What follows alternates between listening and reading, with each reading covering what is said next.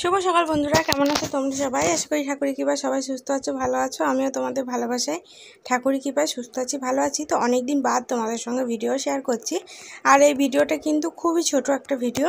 তো এই ভিডিওটা করেছিলাম আমি 3রা মে, যেদিন বাবার চোখের অপারেশন ছিল।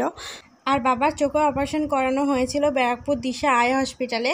তো সেই কারণেই আমরা ভোর 5:30 6টা নাগাদ বেরিয়ে পড়েছিলাম, যেহেতু আমাদের টাইম দেওয়া ছিল 10টার সময়। তো সেই কারণে হাতে টাইম নিয়ে বেরিয়ে গেছিলাম। তো ঢুকেও গেছিলাম 10 মিনিট আগে, 10টা বাজতে। তো যেদিন বাবার প্রথম ডাক্তার দেখাতে যায় সেদিন টাইম দেওয়া হয়েছিল 9টার সময়।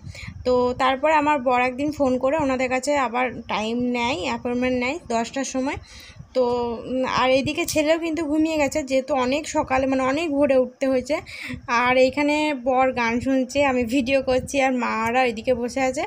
তো গিয়েছিলাম হচ্ছে আমার 2 মা, আমি, আমার বর, আমার বাবা আর ছেলে।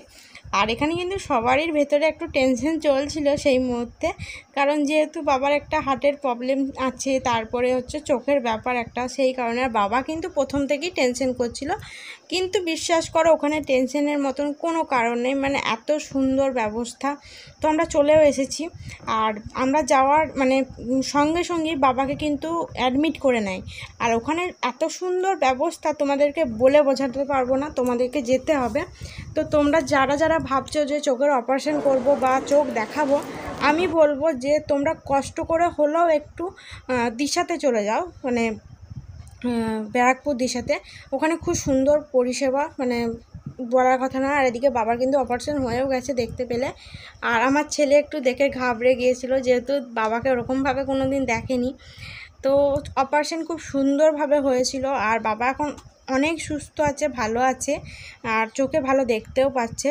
তো আবার একদিন ওনারা ফোন করে জিজ্ঞাসাও করেছে পেশেন্ট কেমন আছে, মানে এত ভালো, বুঝতেই পারছো কোনো জায়গায় এরকম করে না।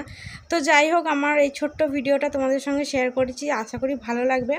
তো ভিডিওটা আমি এখানেই শেষ করছি, পরের ভিডিও দেখা হবে। ততক্ষণ সুস্থ থেকো, ভালো থেকো, ভালো লাগলে লাইক কমেন্ট শেয়ার করে দিও।